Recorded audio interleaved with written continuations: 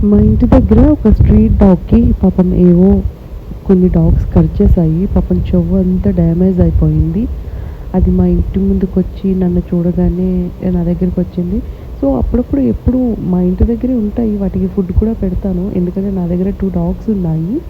So, పాపం దానికి మందు రాద్దాం కదా! లేదంటే పసుపన్నా పెడదామని చాలా ట్రై చేశాను. చూడండి ఎలా అయిపోయిందో, ఎంత గట్టిగా కరిచేశాయో. సో, మళ్ళీ పెడుతున్నాను పారిపోయింది.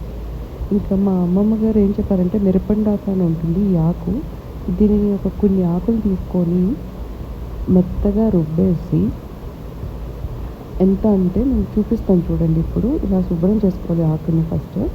చేసుకున్న తర్వాత ఇలా కొంచెం మెత్తగా రుబ్బేయాలి అనమాట. రుబ్బేసి మనము ఎందుకంటే వాటికి ఇంజెక్షన్స్ అవి చేపించొచ్చు. వెంటనే తగ్గుతది. కానీ ఇది చాలా పవర్‌ఫుల్. పాతకాలంలో ఇలానే యూజ్ చేసేవారంట.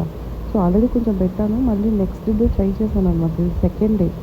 చూడండి ఎలా తగ్గిందో. సో, మీకు పూర్తిగా తగ్గినాక ఇంకొక వీడియో కూడా అప్‌లోడ్ చేస్తాను. ఈ వీడియో మీకు నచ్చినట్టయితే సబ్స్క్రైబ్ చేయండి. Thank you.